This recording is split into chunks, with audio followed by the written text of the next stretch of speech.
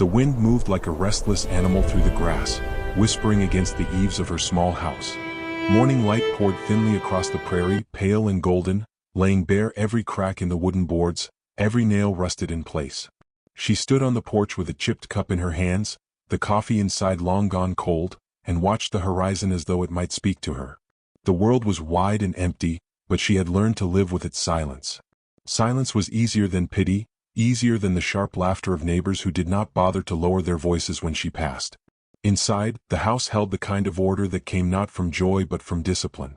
Every plate stacked with care, every curtain washed and drawn to keep out the dust. She had shaped her days into repetition, a ritual to hold grief at bay.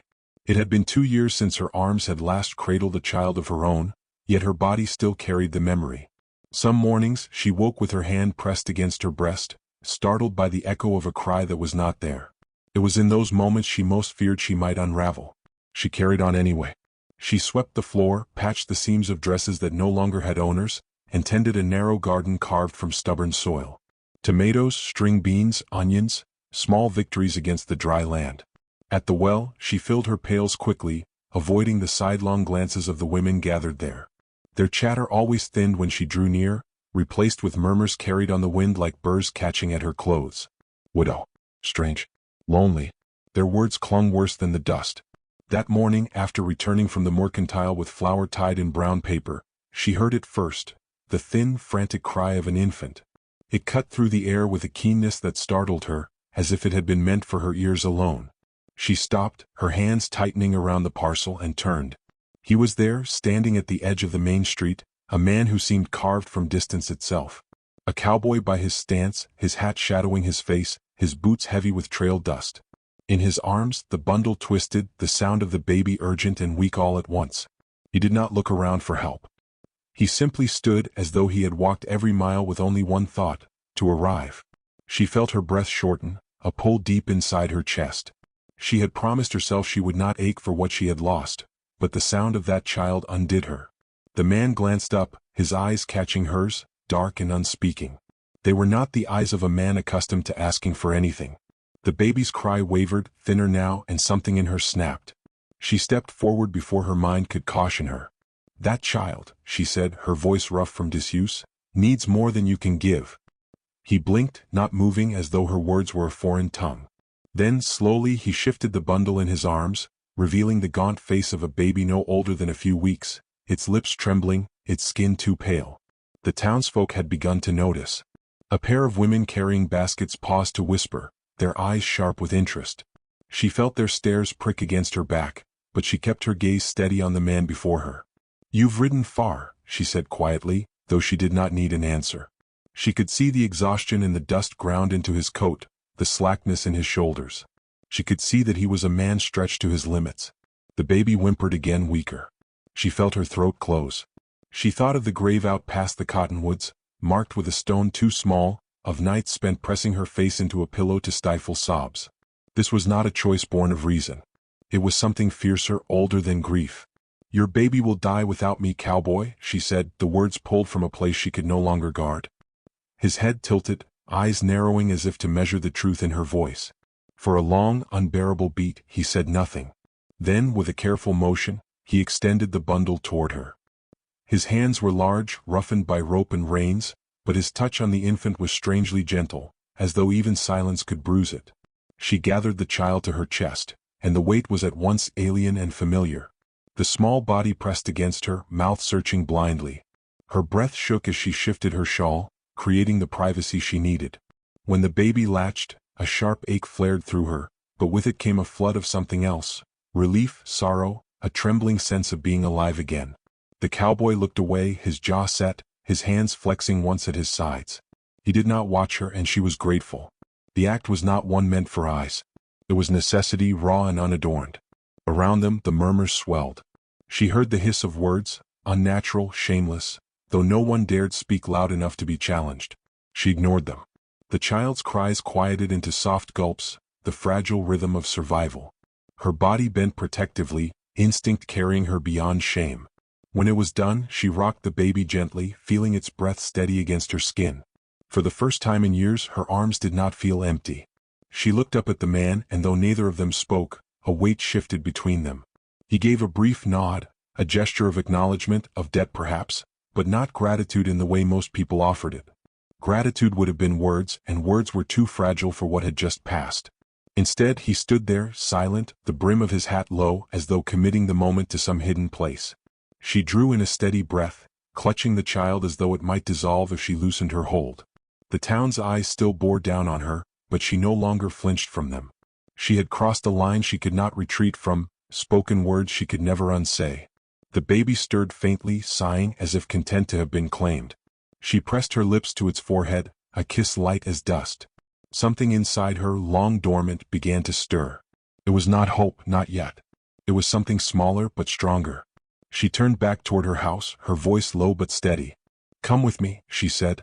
For a second he did not move. Then his boots shifted, slow steps crunching over the dirt as he fell into place a few paces behind her. Together they walked past the watching eyes, past the whispers. At her door she paused, looking out at the stretch of prairie beyond the town. The horizon was wide, the sky unbroken. For the first time in years she did not see emptiness in it. She saw a question. Inside the house waited, quiet and bare. She stepped over the threshold with the child in her arms, the weight both anchor and promise. Behind her, his footsteps hesitated on the porch, as though he had not yet decided if he belonged within those walls. She did not look back. Some choices had already been made. The door creaked shut, sealing them into a silence that felt different than before, not hollow but full, fragile, waiting. The days that followed unfolded with a rhythm neither of them had expected. The child slept between stretches of fretful cries, and her arms bore the memory of carrying, rocking, soothing. She had thought herself emptied long ago, her body nothing but a hollow echo of what it once could give, yet now she found she could rise at night when the baby whimpered, she could hush him with murmured fragments of lullabies she had not sung in years. The motions returned like old prayers spoken after silence, familiar and aching in equal measure. The cowboy remained, though not in ways the town might have expected. He did not linger inside her home except when necessary. He stood near the door, broad shoulders bent, hat in hand as though unsure of permission. His presence was steady, unassuming, but it shifted the air. He cut wood without being asked, stacked it neatly by the wall. He patched a loose hinge on the gate and left a jar of nails on her shelf, wordless gifts of usefulness. When he spoke, it was with the brevity of a man unused to wasting breath. She began to learn his silences more than his words. The way his gaze lingered on the child, the small tilt of his head when he listened for its breathing in the quiet hours. The town noticed, of course. It always did. The women at the well lowered their voices when she approached, their baskets heavy with bread and fruit, their mouths sharper than the knives they carried. Some called it charity, muttering that she had taken pity on a man's burden. Others did not veil their scorn. Unnatural, shameless, God would not bless it. She walked past them with her chin high, though inside her stomach tightened as if every word had been flung directly at her skin. The baby's weight against her chest was her shield, but it did not mute the sting of judgment. At the mercantile one afternoon, she caught sight of a pair of men leaning against the counter, their boots stretched out in lazy arrogance. They spoke in tones meant to carry. "A widow with no shame," one said, smirking. "Nursing a child that ain't hers. Man ought to find a proper wet nurse, not let his brat feed at another man's leftovers." The laughter that followed was harsh, mean. She kept her face still, her hand tight around the sack of flour, though heat rose in her throat. She wanted to turn, to strike back with words, but the child stirred in her arms, and she knew that silence was its own defense. She paid for her goods, ignoring the smirks, and walked out beneath the weight of their stares. The cowboy was waiting outside, leaning against the post. His eyes flicked to her, then to the men inside. He said nothing, but his jaw worked and the rope of muscle in his forearm tightened. She shook her head slightly. Words were unnecessary. Both of them knew what had been said. Both knew it would not be the last time. Nights were quieter, though never still. The baby's breathing filled the space between them, a small sound but insistent, as though it demanded they listen. Sometimes she would look across the room and find the cowboy sitting on the floor, his back against the wall, his gaze fixed not on her but on the child in the cradle. There was something in his expression then, something she did not yet understand, a mixture of burden and tenderness, fear and determination. She did not ask. Questions could break what silence held together. One evening, as dusk folded over the prairie, she found him repairing a broken handle on the well bucket. She stood nearby, holding the baby, and after a long stretch of silence she asked, "What was her name?" His hands stilled, his back stiffened. For a moment she thought he would not answer. Then, in a voice rough as gravel, he said, "Eliza." The name settled between them, heavy, carrying grief too sharp to touch. She nodded once, not pressing further. Some stories were not ready to be told. He bent back to his work, and she carried the baby inside, but the sound of that name lingered long into the night. The days turned, each marked by the fragile rhythm of their arrangement. He provided in practical ways, she kept the child fed and soothed. Slowly the house began to change. The scent of coffee brewed for two drifted in the mornings. A pair of boots by the door spoke of his presence. The baby's coos and sighs filled corners that had long been empty. She felt the shift like water wearing down stone, subtle, unstoppable. Yet with it came a tightening of fear. She knew the town watched, that gossip festered like a wound. She wondered how long before words became action. That fear proved right. It began with mutters in the saloon, whispers that the baby was not his at all, that the cowboy had stolen him, or worse, that the child belonged to another woman and he had abandoned her to death. By the time it reached her ears, the tale had grown sharper, that she, barren and desperate, had claimed another's child as her own. The cruelty of it burned, not only for her but for the fragile life she cradled. She told herself the rumors would pass, yet deep inside she knew that rumors were seeds, and once planted they took root. Late one night she woke to a sound, boots scuffing outside, a low murmur. She rose, heart pounding, the baby pressed to her chest. The cowboy was already at the door, hand on the handle of his revolver. He opened it to the cool night, where shadows flickered in the lamplight. Two men stood at the edge of the yard, faces half hidden, their stance unsteady with drink. "Don't look right," one slurred, gesturing toward the house. "A woman like her, Takin, and a child don't belong. Folks are saying things." The cowboy stepped forward, shoulders squared, the set of his body enough to silence most men. But these were emboldened by drink and whispers. "Ought to set it straight," the other muttered. "Can't have sin rotten the town." For a long moment the air held still. Then the cowboy spoke, his voice low and even. "Go home." The men shifted, glancing at each other, uncertain. His hand rested near his holster, and though he did not move, the threat was clear. After a tense pause, they muttered curses and staggered back into the dark. The silence that followed was thick, pressing against the walls of the house. She stood in the doorway, the baby warm against her chest, her breath unsteady. When his eyes met hers, she saw not just anger but weariness, the weight of battles fought too many times. She wanted to say something, anything, but the words knotted in her throat. Instead, she stepped closer, offering the baby out for him to hold. He hesitated, then took the child, his arms awkward but careful. The baby stirred, let out a soft sigh, and settled. Something shifted in that exchange, subtle as the turn of a key in a lock. It was not trust yet, nor safety, but it was a step toward both. She realized then that their survival, hers, his, the child's, was no longer separate. Whatever storm gathered in town, they would face it not as strangers bound by necessity but as something closer, though neither of them would yet name it. As she watched him cradle the baby, her heart ached with a mix of fear and fierce resolve. She knew the gossip would not fade, that judgment would sharpen, that danger still prowled at the edges of their fragile peace. Yet she also knew she had crossed a threshold. The life she had once endured in silence was gone. In its place stood something unsteady, contested, but alive. The baby stirred again, opening his eyes as though to fix her in his gaze. She reached out, brushing his tiny hand with her finger, and felt the warmth of his grip. That small grasp, fragile but determined, seemed to echo her own resolve.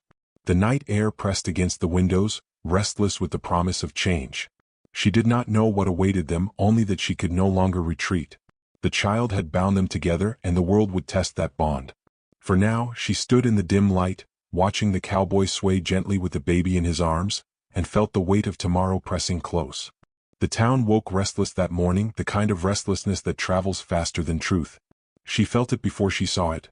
The way the air seemed too sharp, the way doors opened early and neighbors lingered longer in clusters, their voices pitched low and urgent.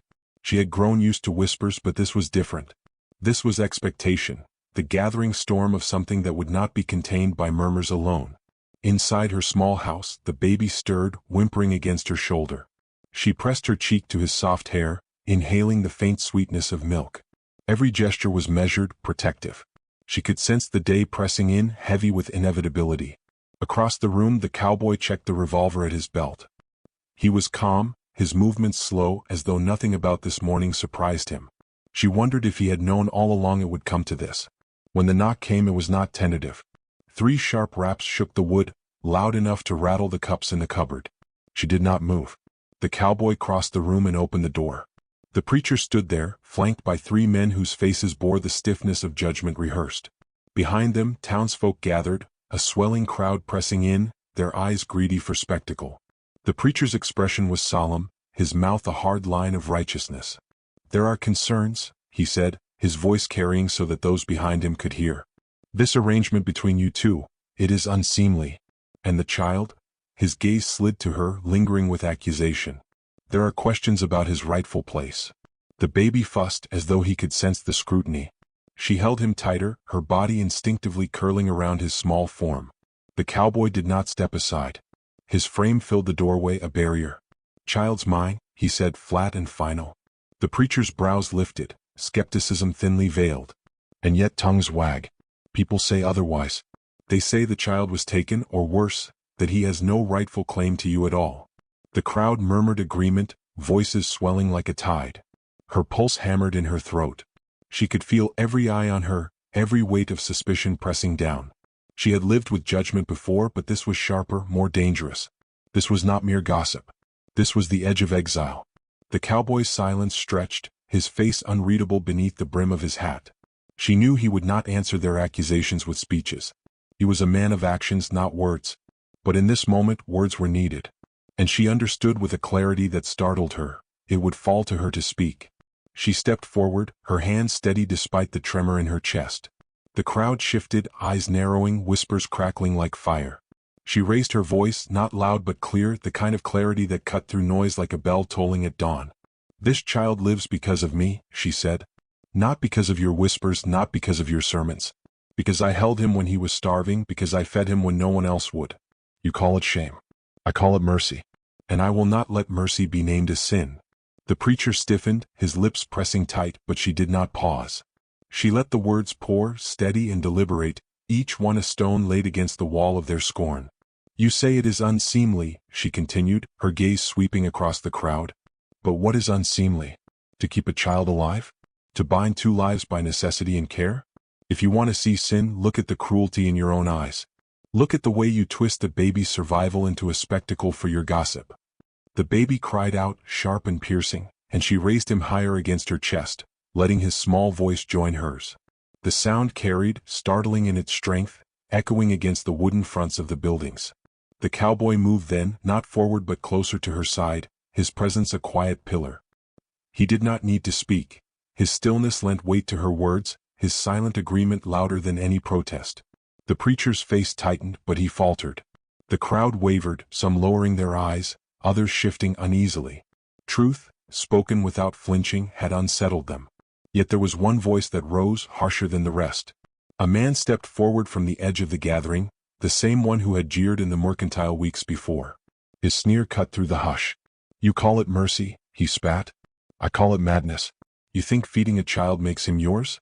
That cowboy's no better, hiding behind a woman's skirts. If the babe ain't his, then it don't belong here. And if it is, he's a fool to let you touch it." The words slashed through her, but before she could answer, the cowboy moved. Not with violence, not with rage, but with a deliberate, measured step forward.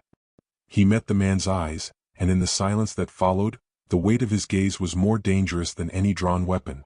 "Enough," he said, the word low but carrying. The man faltered, his bravado crumbling under the force of that single syllable.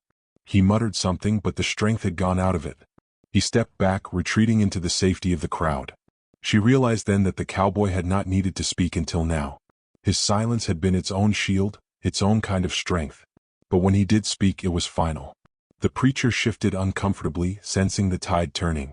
"We only seek what's best for the child," he said, but his voice lacked conviction. She stepped closer, the baby nestled against her. "Then leave him to us. Because here in my arms is the only place he has survived. And here he will remain."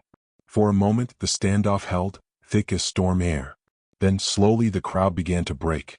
Some turned away muttering. Others lingered, uncertain, but the force of confrontation had drained from them. The preacher gave a stiff nod, signaling retreat, though his eyes still burned with disapproval. Within minutes, the yard was empty, the dust settling in their wake. she exhaled, her body trembling now that the moment had passed.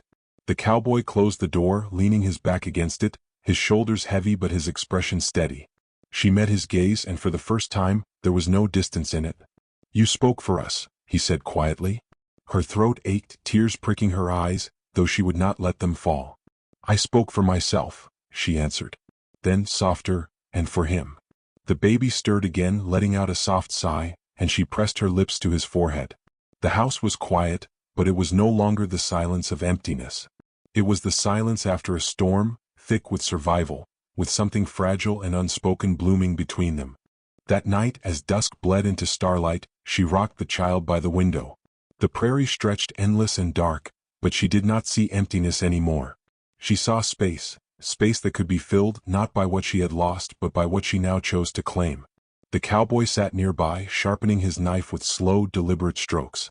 The sound was steady, grounding. Neither of them spoke, but they did not need to. Words had been spent, and what remained was stronger. The baby's hand curled around her finger, small and insistent.